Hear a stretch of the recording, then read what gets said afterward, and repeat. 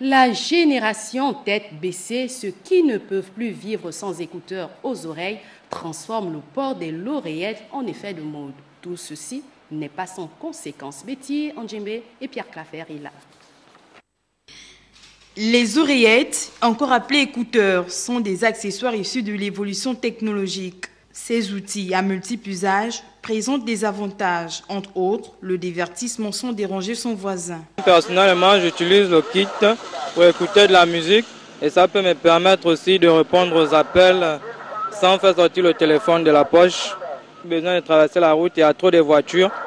J'enlève d'abord les écouteurs, même si je ne coupe pas la musique, et je me mets à traverser et devant je remets. Moi j'utilise le kit à l'oreille lorsque j'ai envie d'écouter de la musique par exemple, ou lorsque je suis un film dans le téléphone, pour être, on va dire, lorsque je suis seul par exemple, pour ne pas que le bruit puisse un peu perturber certaines personnes. Ces accessoires qui contribuent à l'épanouissement de l'homme auraient des inconvénients sur la santé des utilisateurs et seraient même l'une des causes des accidents de circulation. Pour répondre au téléphone, il faut que je me gare afin de répondre au téléphone. Je ne trouve pas l'importance d'utiliser le kit pendant que je suis au volant.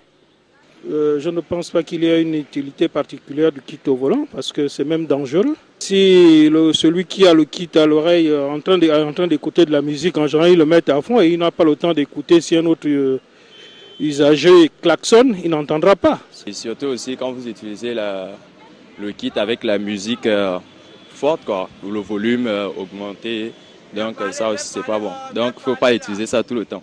Génération Y ou génération tête baissée sont les noms attribués aux personnes accro au port des écouteurs. Bien que la technologie ait des avantages, il revient donc à chacun d'en faire bon usage.